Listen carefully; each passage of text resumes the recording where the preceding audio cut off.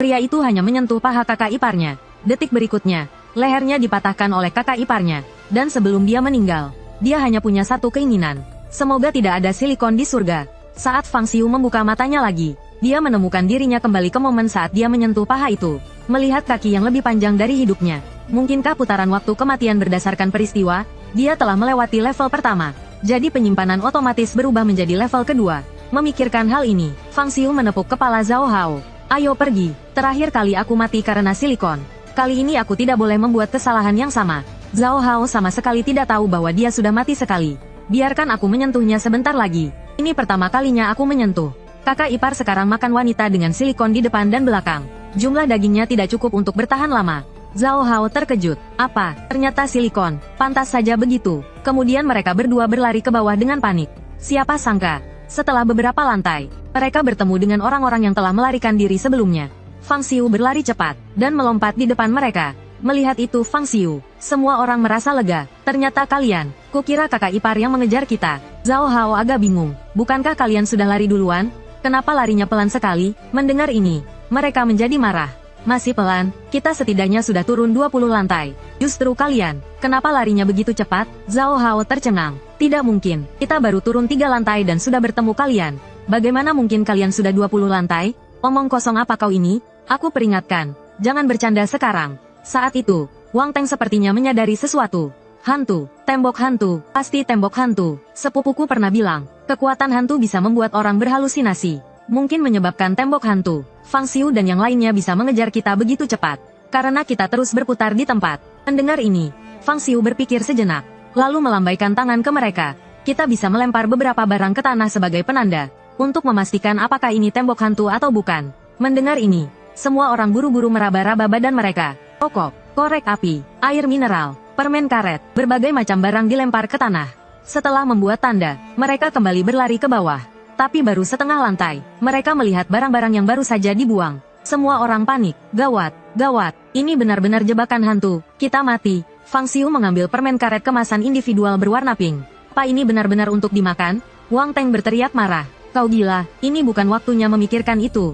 Sekarang cepat periksa, apakah ada yang bisa menyalakan kekuatan spiritualnya? Sepupuku bilang, kita hanya bisa keluar dengan mengandalkan kekuatan spiritual. Setelah selesai berbicara, Wang Teng menangkupkan kedua tangannya, berkonsentrasi dan mulai berdoa. Melihat itu, yang lain segera meniru dan berdoa. Tapi Fang Xiu langsung berjalan ke bawah. Dia ingat ketika berada di rumah sakit jiwa, pintu keluar tangga ada di sebelah kanan. Tata letak gedung ini seharusnya sama. Karena jebakan hantu adalah ilusi, maka tutup mata dan rabalah sisi kanan sambil berjalan ke bawah. Kemungkinan besar akan menemukan pintu. Tindakan Fang Xiu menarik perhatian Wang Teng. Fang Xiu, kau mau kemana? Tidak apa-apa, aku mau senam dulu. Melihat Zhao Hao juga mengikutinya, Wang Teng langsung bingung. Orang ini terlalu tenang. Dari awal sampai akhir tidak menunjukkan kepanikan sedikit pun. Tadi saat kakak ipar muncul, Fang Xiu jelas-jelas berada di posisi terdepan. Tapi tidak langsung kabur, malah berdiri menempel di dinding. Setelah kita kabur, hanya mereka bertiga yang tidak ikut. Sekarang Li Fei Fei hilang. Pasti sudah mati. Tapi anehnya, mereka berdua dan kakak ipar berada di koridor setidaknya selama 1 menit. Apa yang mereka lakukan? Kenapa kakak ipar tidak membunuh mereka? Jangan-jangan, sedang syuting film dengan kakak ipar? Tidak mungkin, itu kan kakak ipar. Wang Teng menggelengkan kepalanya, menghilangkan pikiran absurd itu. Saat ini Fang Xiu sudah menjauh dari yang lain. Meraba-raba sesuatu di dinding. Sambil meraba, dia menghitung angka. 12. Saat menghitung sampai 15, dia tiba-tiba berhenti. Ketemu, sebuah pintu besi yang halus dan dingin muncul di hadapan mereka berdua. Sebelum mereka berdua sempat memeriksanya, Wang Teng mengejar mereka. Pintu, astaga, kita selamat. Fang Xiu mengabaikannya. Klik, pintu terbuka. Ruangan itu gelap gulita, tidak ada yang terlihat.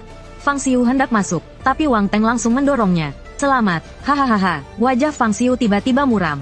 Tapi dia tidak mengatakan apa-apa. Kemudian yang lain bergegas. Mereka berlari masuk satu demi satu. Melihat ini, Zhao Hao menjadi cemas. Kak Xiu, lari. Kenapa kau begitu tenang? Fang Xiu tidak berkata apa-apa, hanya menunjukkan senyum aneh. Terkadang berlari di depan bukanlah hal yang baik. Dia hanya perlu memastikan bukan yang terakhir. Dengan begitu, dia bisa menyentuh paha kakak ipar saat dia makan. Membangkitkan spiritualitasnya, menjadi seorang pengendali roh. Tiba-tiba orang-orang di depan berhenti, melihat persimpangan jalan yang tak berdasar di depan mereka. Bagaimana kalau kau coba jalan ke kiri dulu? Bajingan, kenapa kau tidak pergi saja? Melihat Fang Xiu berjalan ke depan, semua orang langsung menatapnya dengan penuh harap. Hei, Fang Xiu, tadi, kau yang menemukan pintu saat kita terjebak ilusi. Kau pasti tahu jalan keluarnya, kan? Mendengar ini, Fang Xiu mencibir. Kenapa kau tertawa? Katakan saja, betul, hantu itu akan segera mengejar kita. Jangan sok jual mahal, melihat orang-orang munafik di depannya. Bagaimana bisa, saat berlari, mereka hampir mendorongnya. Saat menghadapi kesulitan, mereka mengingatnya lagi. Namun, tidak masalah, lagi pula. Bagi dia, mereka hanyalah alat. Saat ini, kakak ipar tak terkalahkan. Jika ingin mengulur waktu, hanya bisa mengorbankan nyawa. Melihat Fang Xiu berjalan menuju salah satu lorong, semua orang mengira itu adalah jalan yang benar, dan bergegas ke arahnya. Dan pada saat itu, suara sendi yang berderak terdengar. Semua orang menoleh ke belakang. Terlihat kakak ipar tergantung terbalik di langit-langit seperti laba-laba. Matanya yang bercahaya menatap tajam ke arah mereka. Fang Xiu menyeringai. Waktu pembantaian telah tiba. Manajer, untuk menyelamatkan hidupnya, sebenarnya mengorbankan rekan satu timnya untuk mengulur waktu. Seberkas cahaya perak melintas. Rekan satu timnya langsung melihat jembatan akhirat. Melihat kondisi mengenaskan rekan satu timnya, Fang Xiu langsung berhenti. Dia berbalik dan berjalan menuju kakak ipar. Orang seperti manajer yang telah kehilangan rasa kemanusiaannya. Apa bedanya dengan monster? Dia paling membenci orang seperti ini. Zhao Hao menyadari Fang Xiu tidak mengikutinya dan menoleh ke belakang dengan cemas. Kak Xiu, lari. Apa yang kau lakukan? Sebelum selesai bicara, dia langsung tertegun. Fang Xiu terlihat sedang memeluk dan meraba-raba sebuah kaki. Hanya dalam 0,3 detik, Zhao Hao langsung berada di samping Fang Xiu. Xiu Ge, kau curang sekali. Hal sebagus ini tidak kau beritahu aku. Sambil mengulurkan tangannya yang gemetar. Astaga, luar biasa. Kulit ini, rasanya ini, sangat halus dan lembut. Xiu Ge, apakah paha wanita hidup juga terasa seperti ini? Kau pernah menyentuhnya? Fang Xiu mengaguminya. Benar-benar, di saat seperti ini masih bisa mengucapkan idiom. Setelah menyentuh paha, mereka berdua berlari mengejar rombongan. Tapi setelah menyusul, mereka menemukan jalan buntu di depan. Semua orang tampak ketakutan dan putus asa. Fang Xiu tetap tenang. Lagi pula, baginya yang bisa mengulang waktu tanpa batas. Ini hanyalah sebuah percobaan. Sepertinya lain kali harus memilih jalan sebelah kiri. Sekarang sudah terlambat untuk kembali. Meskipun bisa mengorbankan satu orang, lebih baik mengulang saja. Saat Fang Xiu hendak mencari kakak iparnya untuk mengulang waktu, Wang Teng tiba-tiba bertanya dengan marah. Fang Xiu, ini semua salahmu. Kalau bukan karena kau salah pilih jalan, kita tidak akan terjebak di sini. Udahai segera menimpali. Kalau kau tidak tahu jalan mana yang harus dipilih, seharusnya kau berdiskusi dengan kami, bukan bertindak sendiri. Mendengar ini, sudut mulut Fang Xiu terangkat tak tertahankan. Bagus. Melempar kesalahan padaku. Ya, sifat manusia memang menarik. Zhao Hao merasa tidak adil. Xiu Ge juga tidak memaksa kalian mengikutinya. Sekarang malah menyalahkannya. Kalau hebat, kenapa kalian tidak memilih sendiri? Saat mereka bertengkar, Wang Teng tiba-tiba menghentikan mereka. Sekarang yang terpenting adalah bagaimana caranya untuk bertahan hidup. Dari pengamatanku, hantu itu hanya menyerang satu orang. Lalu akan ada waktu aman 2-3 menit. Jadi satu-satunya cara adalah memilih satu orang untuk mengalihkan perhatian hantu itu, dan memberi kesempatan bagi yang lain untuk kabur. Setelah itu, Wang Teng langsung berjalan menuju Fang Xiu, mendorongnya keluar pintu. Kalau bukan karenamu, kita semua tidak akan berada dalam bahaya. Jadi, orang itu adalah kau. Zhao Hao terkejut, dan berteriak marah. Ia langsung memeluk leher Wang Teng. Jangan sentuh Xiu Geku. Wang Teng terkejut, dan meminta bantuan Wu Dahai. Wu Dahai segera datang dan menahan Zhao Hao. Dan saat itu juga, pintu tiba-tiba terbanting menutup. Semua orang melihat, dan mendapati Fang Xiu mengunci dirinya di luar pintu. Ia juga tertawa mengerikan. Bulu kuduk Wang Teng berdiri. Fang Xiu, kau ini manusia atau hantu? Apa maksudmu? Kukira aku takkan tertarik pada manusia lagi. Tapi ternyata, manusia jauh lebih menarik daripada hantu. Terima kasih telah membuatku kembali tertarik pada dunia ini. Lain kali, aku akan membalas kalian. Melihat kakak ipar menindih Fang Xiu, semua orang langsung berlari keluar. Zhao Hao sangat sedih. Saudara Xiu, aku akan membawamu pergi. Saat melarikan diri, Wang Teng dengan bangga menoleh ke belakang. Namun, apa yang dilihatnya membuatnya merinding. Fang Xiu menatapnya dengan senyum jahat. Tunggu saja kau. Adegan berganti. Fang Xiu kembali ke tempat semula. Teringat kejadian tadi, Fang Xiu tersenyum licik. Ini jadi menarik. Selanjutnya, sama seperti sebelumnya, meraba paha, lari, tembok hantu. Kali ini, Fang Xiu tak berhenti di tembok hantu. Ia langsung menerobos dan membuka pintu itu. Ia berhenti di persimpangan. Semua orang terkejut. Wang Teng tercengang. Kenapa dia seperti pulang ke rumah? Sangat terbiasa. Apa dia jadi pengendali roh? Hanya pengendali roh yang bisa mendapat petunjuk. Fang Xiu mengabaikan mereka. Ia mengeluarkan ponselnya dan melihatnya. 1 menit lagi hantunya akan muncul. Wang Teng berkata dengan nada mendesak. Kau bahkan tahu kapan hantunya muncul? Kau pasti sudah jadi pengendali roh. Fang Xiu, kalau kau bisa membawaku pergi dari sini, ku berikan kau 5 juta. Fang Xiu mencibir dan berbalik. Jangan terburu-buru. Sebelum pergi, ada satu hal yang harus kulakukan. Wang Teng punya firasat buruk. Apa itu? Manajer yang tak tahan melihatnya maju dan menegur. Namun, ia juga diperlakukan sama. Yang lain tercengang. Fang Xiu, apa yang kau lakukan? Pria itu tampak tenang. Kakak ipar akan segera menyusul. Seseorang harus menghentikannya. Aku menyelamatkan kalian. Kenapa aku menyerang manajer? Aku takut kakak ipar tak kenyang. Jadi kusiapkan satu lagi. Mendengar itu, semua orang terkejut dan pandangan mereka hancur. Satu saja sudah cukup. Dia malah menyiapkan satu lagi. Apa dia masih manusia? Fang Xiu mengabaikan mereka. Ia berjalan ke persimpangan. Kanan buntu. Kiri jalan keluar.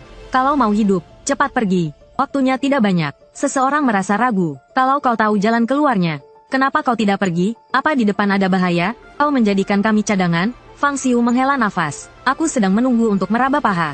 Semua orang terdiam, mengira mereka salah dengar. Meraba paha? Meraba paha siapa? Meraba paha kakak iparlah. Zhao Hao berjalan ke samping Fang Xiu sambil menggosok tangannya dengan semangat. Kak Xiu, ada kesempatan lagi? Ajak aku juga dong. Hehehe. Paha, aku datang. Saat semua orang kebingungan, tiba-tiba terdengar suara gesekan sendi. Sesosok tubuh langsung berpindah ke langit-langit. Kakak ipar datang. Semua orang panik dan langsung berlari. Tapi Fang Xiu malah berjalan menuju kakak ipar. Saat sampai di depan Wang Teng memohon untuk diselamatkan. Fang Xiu perlahan berjongkok. Bayangan menutupi separuh wajahnya. Dengan suara dingin ia berkata, "Tenang, aku akan melihatmu mati." Kilatan perak menyambar. Kakak ipar dengan gembira memeluk kepala Wang Teng. Dengan suara krak, wajah Fang Xiu terciprat jus semangka. Ia menjulurkan lidahnya, hangat dan sedikit kesemutan. Ia berpikir untuk tidak menyia-nyiakannya dan mengoleskannya ke kepala. Lumayan untuk jadi gel rambut. Tiba-tiba pupil matanya menyusut. Jantungnya berdebar kencang, dan semakin cepat. Fang Xiu seketika seperti orang yang berbeda. Sambil gemetar ia memegang dadanya dan tertawa aneh. Perasaan ini sungguh memabukkan. Jika suatu hari istriku mati di tanganku, betapa indahnya pemandangan itu. Lalu ia meraih kedua paha dan bersiap untuk merabanya. Beberapa orang yang tersisa tercengang. Ternyata yang dimaksud Fang Xiu meraba paha adalah meraba paha kakak ipar. Sungguh mengejutkanku selama 100 tahun. Tiba-tiba Fang Xiu mendongak dan melihat Zhao Hao di sampingnya. Teringat saat terakhir Zhao Hao menangis terseduh-seduh saat ia mati. Ikut, tapi sahabatnya itu tampak ragu dengan ajakannya. Karena penampilan Fang Xiu saat ini terlalu menakutkan.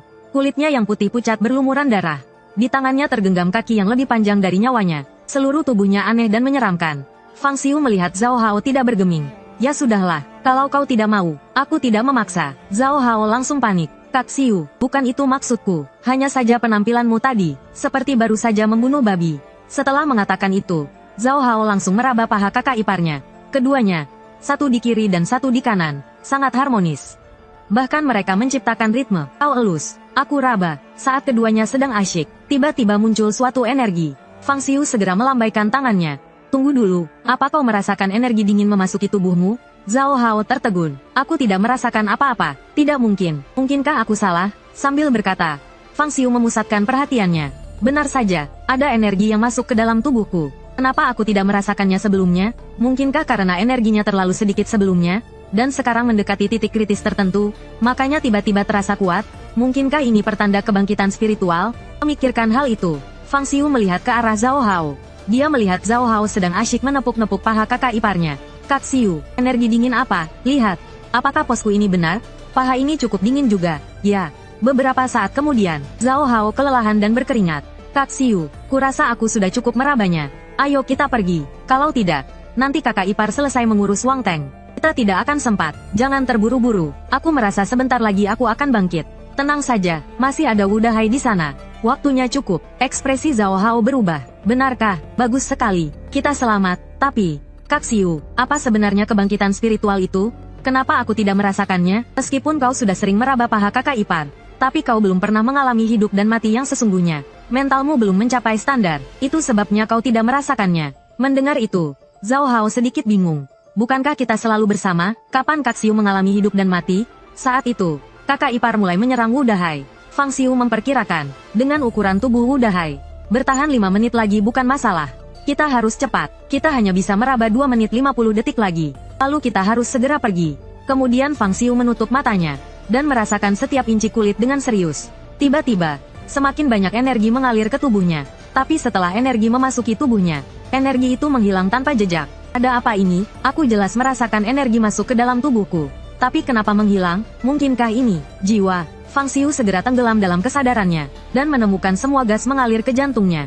Saat itu, jantungnya berdetak kencang, terus-menerus menyerap gas. Apakah jiwa itu jantung? Tidak, jiwa itu tak berbentuk. Alasan kenapa seperti jantung, itu hanya representasi bawah sadar. Ini jiwaku, aku seharusnya bisa mengendalikan bentuknya. Setelah mengatakan itu, Fang Xiu dengan liar menyerap gas. Urat-urat di tubuhnya tiba-tiba seperti petir. Detak jantungnya juga semakin cepat. Seolah-olah sesuatu akan muncul. Dengan suara bang, sebuah pedang panjang hitam muncul. Seberkas cahaya menyilaukan terpancar dari dada Fang Xiu. Dia merasa seolah-olah sesuatu telah menghilang dari suatu tempat di jantungnya. Seperti dihapus secara paksa. Kemudian, cahaya hitam memancar dari tempat itu. Ini adalah kilau asli jiwa Fang Xiu. Detik berikutnya, semua gas mengalir deras ke tempat itu. Seperti pilar darah merah, cahaya darah dan cahaya hitam saling terkait dan memantul. Akhirnya bergabung menjadi bola hitam kemerahan. Pada saat ini juga, Fang Xiu merasa dirinya telah mengalami perubahan yang luar biasa. Seluruh tubuhnya seolah-olah dibersihkan oleh cahaya hitam dalam sekejap. Indera peraba, penciuman, pendengaran, dan perasa menjadi sangat sensitif. Pada saat yang sama, kemampuan reaksi otaknya juga meningkat pesat. Seolah-olah selubung tipis telah disobek. Dia melihat dunia yang paling nyata. Terus merasakan evolusinya tubuhnya. Ternyata spiritualitas adalah jiwa yang diputarbalikkan oleh makhluk aneh. Dia baru saja membangkitkan 1% dan sudah sekuat ini. Bagaimana jika lebih? Dan kunci kemampuan pengendali roh adalah hasrat hati. Lalu apa hasratnya? Apa itu? Tiba-tiba, semburan kekuatan keluar. Fang Xiu berhasil membangkitkan kemampuan rasa sakit. Serangannya dapat membuat target merasakan sakit. Baik itu rasa sakit fisik saat kematian, atau emosi negatif yang terpelintir secara psikologis. Semuanya bisa dirasakan oleh musuh. Dan itu bisa bertambah seiring dengan pengalamannya. Memikirkan hal ini, Fang Xiu tiba-tiba tertawa terbahak-bahak. Luar biasa, kemampuan ini sungguh luar biasa. Bahkan kemampuan untuk mengendalikan ruang dan waktu pun tidak sebaik ini. Fang Xiu gemetar karena kegirangan. Setelah datang ke dunia ini, dia telah dibunuh berkali-kali oleh istri dan kakak iparnya. Sekarang semua rasa sakit ini telah berubah menjadi kemampuan. Membuat Lun Yi merasakan sakit yang sama. Apakah ada hal yang lebih indah dari ini di dunia? Inilah yang paling aku dambakan. Benar, kan, istriku tersayang. Fang Xiu sedang asyik dengan pikirannya. Zhao Hao tak tahan melihatnya lagi. Kak Xiu, sudah 2 menit, kita harus pergi. Ekspresi Fang Xiu langsung berubah tenang. Kau menjauhlah dulu, aku ingin mencoba kekuatan spiritualku. Setelah berkata demikian, Fang Xiu langsung mengangkat tangan kanannya. Pukulan ini mengandung rasa sakit dari puluhan kematianku. Coba katakan, siapa yang bisa menahannya? Kak ipar, aku tak akan bisa menyentuh pahamu lagi nanti. Jadi biarlah kau yang pertama merasakan rasa sakit ini. Asteris duar, asteris. Fang Xiu meninju kepala kak ipar. Tapi hasilnya membuatnya mengerutkan kening. Dia menyadari pukulan ini tidak terlalu ideal. Meskipun kak ipar menjerit dan jatuh, rasa sakitnya jelas tidak seperti yang dia rasakan dulu. Dia menyadari bahwa saat menyalurkan spiritualnya, ada hambatan, dan dia juga tidak bisa melancarkan pukulan kedua. Karena spiritualnya telah habis. Sepertinya 1% spiritual masih terlalu lemah. Mungkin bahkan pertahanan kak ipar belum tertembus. Benar saja, setelah kak ipar bangun, dia baik-baik saja. Dia terus makan dengan lahap. Wajah Fang Xiu serius. Aku harus menembus pertahanannya, tapi kekuatan tinjuku terbatas. Lebih baik menggunakan senjata, tapi bisakah senjata biasa menyalurkan spiritual? Saat aku sedang berpikir, Zhao Hao berbisik, Kak Xiu, kita masih kabur atau tidak? Kalau tidak, aku akan menyentuhnya lagi. Saat Zhao Hao berjalan mendekat, tiba-tiba sesuatu di tanah menarik perhatian Fang Xiu. Bukankah ini pisau bedah kak ipar? Senjata biasa tidak bisa menyalurkan spiritual, tapi ini senjata kak ipar. Seharusnya bisa, kan? Berpikir demikian, Fang Xiu segera mengambilnya. Pisau bedah itu sangat dingin, seperti es batu. Begitu dia memegangnya, serangkaian emosi negatif yang kuat mulai menyerang pikiran Fang Xiu. Di dalamnya terkandung dendam, amarah, kebencian, dan lain-lain dari banyak orang. Kemudian, emosi negatif ini dengan panik menyerbu jantungnya. Fang Xiu langsung merasa kesakitan. Banyak gambar pecah muncul di depan matanya. Banyak makhluk setengah manusia setengah monster diikat di meja operasi. Kak ipar memegang pisau bedah yang sangat tajam dan sedang membedah mereka. Melihat gambar-gambar ini, Fang Xiu mengerti, pisau bedah ini telah menyerap dendam yang tak terhitung jumlahnya dari para monster.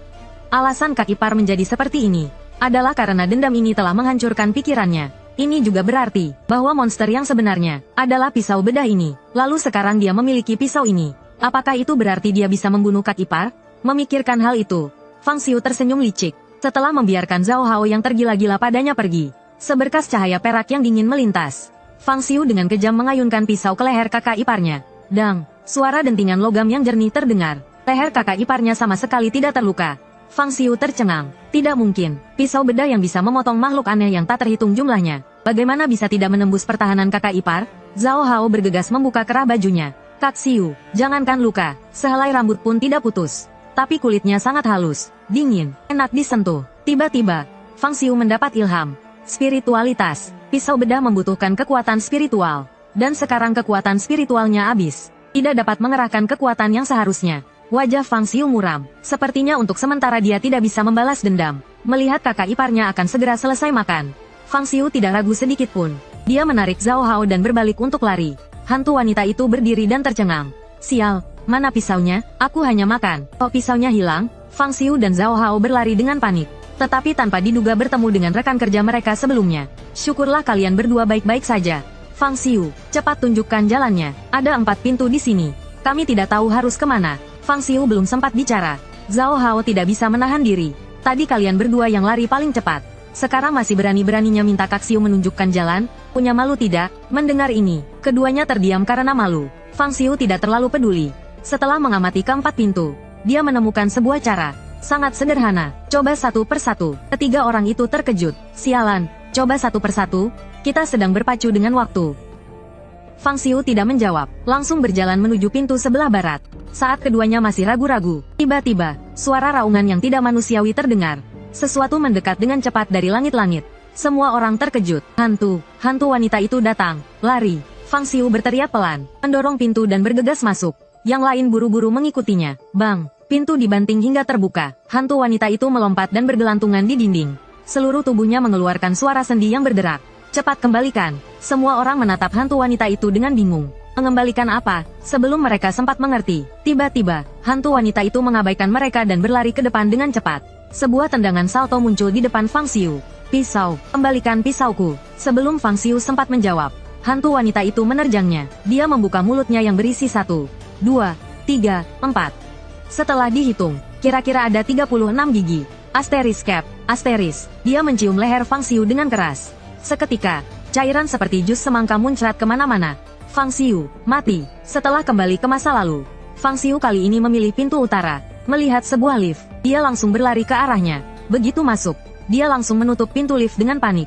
Namun, tepat saat pintu lift hampir tertutup, sebuah tangan pucat besar masuk. Fang Xiu, mati. Kali ini pintu selatan. Ternyata jalan buntu. Hantu wanita itu melompat, dan langsung menindihnya ke tanah. Fang Xiu, hanya tersisa pintu timur. Jika pintu ini juga bukan jalan keluar, maka Fang Xiu harus merelakan pisau bedahnya.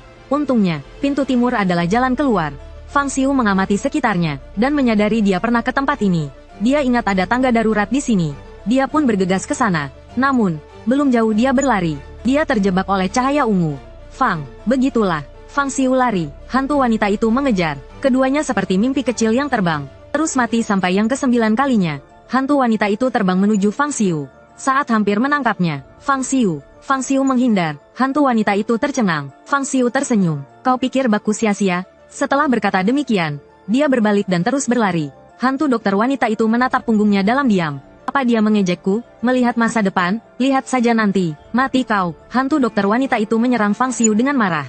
Namun, Fang Xiu menghindar lagi dengan mudah. Lalu serangan kedua, ketiga, tangan hantu dokter wanita itu bergerak begitu cepat hingga terlihat seperti bayangan. Tetapi Fang Xiu selalu bisa menghindar dengan mudah. Zhao Hao yang berada di sampingnya merasa kagum. Xiu Ge benar-benar luar biasa. Sapi terbang ke langit. Mendengar itu, dokter wanita itu benar-benar marah. Tubuhnya tiba-tiba mengumpulkan kekuatan dan menerjang ke arah Fang Xiu dengan 14 gigi yang terbuka lebar. Fang Xiu hendak menghindar, tetapi tersandung sesuatu dan jatuh keras ke tanah. Melihat dokter wanita itu hampir menyentuhnya, Fang Xiu dengan cepat berguling ke samping. Tempat di mana dia berada sebelumnya terhantam, membentuk lubang yang dalam. Sudut mulut Fang Xiu terangkat. Bisa tidak, sayang? Mati kau. Dia terus mengejar Fang Xiu. Inikah pengendali roh? Kecepatan reaksinya luar biasa. Saat Fang Xiu berlari cepat, akhirnya dia melihat tanda pintu darurat. Selama mereka keluar dari sini, mereka akan selamat. Tapi saat itu, sesuatu yang aneh terjadi. Dokter wanita yang mengejarnya, setelah melihat tanda itu, tiba-tiba berteriak ketakutan, dan berbalik, melarikan diri dengan panik. Fang Xiu berhenti, mengerutkan kening. Apa yang dia takutkan? Mengapa dia lari setelah melihat tanda itu? Mungkinkah ada sesuatu yang lebih mengerikan yang tersembunyi di sini? Sementara itu, Zhao Hao tercengang. Dia tidak menyangka dokter wanita itu akan tiba-tiba kembali. Saat dia berpikir semuanya sudah berakhir. Blup, wajah Zhao Hao langsung berubah bentuk. Dia dengan cepat jatuh ke tanah. Setelah bangun, dia menggosok wajahnya. Astaga, apa itu tadi? Dingin, tapi juga lembut, lebih besar dari kepalaku. Lalu dia menemukan Fang Xiu. Xiu Ge, kau baik-baik saja? Mana dokter wanita itu? Fang Xiu menggelengkan kepala. Aku baik-baik saja. Dokter wanita itu kabur. Sepertinya ini jalan keluarnya. Tapi apa? Dokter itu langsung lari setelah melihat tanda itu. Aku merasa ada yang tidak beres. Aku tadi melihat melalui jendela. Di balik pintu ini hanya ada kegelapan. Seperti mulut jurang yang besar. Saat mereka berdua ragu-ragu, dua orang lainnya menyusul. Kenapa kalian tidak pergi? Ada masalah di sini? Fang Xiu menatap mereka berdua dengan tatapan berpikir. Dia langsung duduk. Sekarang kita aman untuk sementara. Istirahat sebentar dulu sebelum pergi. Melihat itu, mereka semua hanya bisa beristirahat. Selama beberapa puluh menit ini mereka terus melarikan diri. Mereka sudah sangat lecap. Fang Xiu menutup matanya. Sebenarnya dia sedang menunggu kekuatan spiritualnya pulih. Tanpa kekuatan spiritual, dia tidak memiliki kepercayaan diri sama sekali. Setengah jam kemudian, Fang Xiu tiba-tiba membuka matanya. Dia langsung duduk. Ayo, Fang Xiu berjalan sambil merasakan. Terus memperhatikan lingkungan sekitarnya. Zhao Hao dan yang lainnya mengikuti di belakangnya. Tak lama kemudian, mereka tiba di depan pintu itu. Fang Xiu ragu saat hendak membukanya. Dia merasa semakin ada yang tidak beres. Bagaimana bisa mereka sampai di sini dengan mudah? Mungkinkah bahaya yang sebenarnya tersembunyi di balik pintu? Fang Xiu menegang. Perlahan, dia mendorong pintu itu. Di balik pintu itu gelap pekat. Tanpa secercah cahaya, Zhao Hao dan yang lainnya sedikit khawatir. Kak Xiu, apa ini benar jalan keluarnya? Apa tidak ada bahaya di dalamnya? Meskipun berbahaya, kita harus tetap pergi. Setelah menjawab, Fang Xiu langsung melangkah masuk. Kegelapan seperti mulut jurang yang besar. Perlahan menelannya, Fang Xiu mencoba merasakan, dan menyadari bahwa di dalam sini, dia tidak bisa melihat apapun. Yang paling aneh adalah, dia bahkan tidak bisa mendengar suara apapun. Hening sampai mencekam. Dia juga tidak tahu apakah Zhao Hao dan yang lainnya mengikutinya. Dia mencoba membuka mulutnya, tetapi hanya pita suaranya yang bergetar. Tidak ada suara yang keluar. Dia juga mencoba menoleh ke belakang, tetapi pintu di belakangnya sudah lenyap. Fang Xiu hanya bisa terus berjalan maju.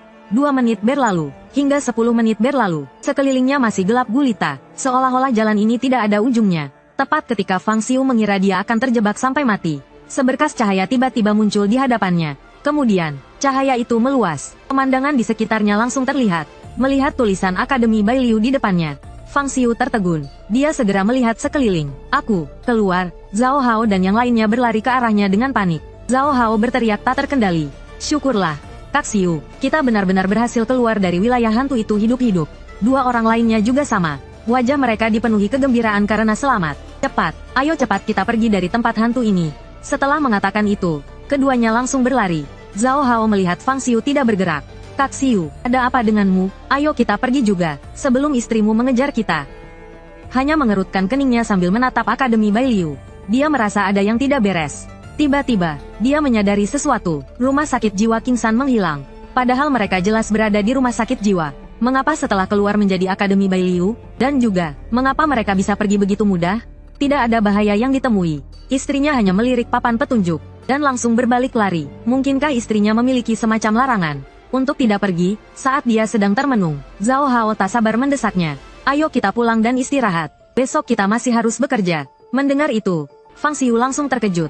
Apa katamu? Pulang? Bekerja? Iya, besok hari kerja. Fang Xiu buru-buru melihat sekeliling dan langsung terkejut. Hilang. Makhluk aneh yang biasanya memenuhi jalanan telah menghilang. Apa yang sebenarnya terjadi? Fang Xiu langsung berlari seperti orang gila, sambil menggumamkan kata-kata tak jelas. Tidak.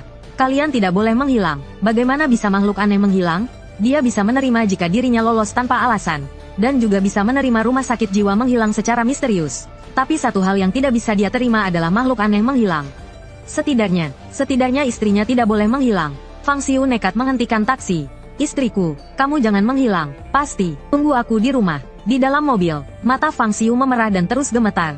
Mulutnya terus menggumam. Istriku, kamu tidak boleh pergi. Jangan pergi. Sesampainya di gerbang kompleks, Fang Xiu langsung berlari menuju rumahnya. Kumohon, siapapun di dunia ini boleh menghilang. Kecuali kamu, hanya kamu, istriku tercinta. Asteris brak, asteris. Fang Xiu membuka pintu rumahnya. Namun rumahnya kosong melompong. Jangankan istrinya, kue istri pun tidak ada. Istrinya yang cantik dan lembut seakan tidak pernah ada. Fang Xiu terduduk lemas di lantai. Kondisi mentalnya benar-benar runtuh. Dia berteriak histeris seperti orang gila. Sayang, kau sudah membunuhku 18 kali. Tanpamu, bagaimana aku bisa hidup? Fang Xiu bangkit dengan susah payah. Ia merasa dirinya agak konyol. Ia telah mati puluhan kali. Dan juga pernah dibuat gila dan hancur oleh istri dan kakak iparnya. Tapi akhirnya ia bertahan. Semua ini berkat rasa benci terhadap mereka. Sekarang, ia ingin balas dendam. Balas dendam kepada istrinya, membuat mereka merasakan sakit yang sama. Inilah arti hidupnya. Seperti namanya, Zizi Fang Xiu. Berjuang sampai mati. Tapi, sekarang kejadian aneh itu hilang. Lalu bagaimana dengan dendamnya yang membara? Apa arti hidupnya sekarang? Keesokan harinya, Zhao Hao tiba-tiba menelepon. Saudara Xiu, lihat berita cepat. Berita melaporkan kebakaran di Bai Liu Suyuan. Mendengar ini, pupil mata Fang Xiu menyusut. Ia langsung berdiri dan memeriksanya. Hanya melihat berita yang tertulis. Tadi malam pukul 19:60. Terjadi kebakaran besar di Akademi Bai Liu. Menurut statistik, 11 orang tewas. Daftar korban jiwa, Wang Ziteng, Wu Dahai, Fang Xiu, Zhao Hao, dan lain-lain. Fang Xiu tiba-tiba tertawa terbahak-bahak. Melihat berita kematiannya sendiri, ia gemetar kegirangan. Ia yang memiliki kemampuan kembali setelah mati. Ternyata benar-benar mati. Sungguh mengasyikkan. Ini berarti kejadian aneh itu belum berakhir. Itu artinya istrinya belum menghilang. Adakah yang lebih membahagiakan dari ini? Sayang, aku bisa bertemu denganmu lagi. Kau harus menungguku. Barusan, manajer yang seharusnya sudah mati tiba-tiba menghujani pesan mengapa ia tidak masuk kerja. Sangat menarik, sudah mati masih disuruh kerja. Apakah setelah mati berubah menjadi hantu kapitalis? Fang Xiu tidak membalas, ingin melihat apa lagi yang akan terjadi. Hasilnya, pesan di ponselnya semakin banyak. Akhirnya, muncul sebaris huruf berdarah. Kau pikir kalau kau tidak bilang, aku tidak tahu di mana kau berada? Huruf besar berdarah memenuhi layar. Aneh dan mengerikan. Kemudian perlahan berkumpul kembali. Darah itu mendidih seperti air panas. Biur, darah itu keluar dari layar. Sebelah mata muncul dari dalamnya. Fang Xiu, sekarang, segera, datang ke kantor. Kerja, asteris plak, asteris. Fang Xiu dengan cepat mengulurkan tangannya. Dan langsung meraih bola mata yang mirip McFlurry itu. Maaf, aku cuma punya satu ponsel ini. Tolong jangan ganggu. Setelah berkata begitu, dia meremasnya. Dan bola mata itu langsung mengerang kesakitan.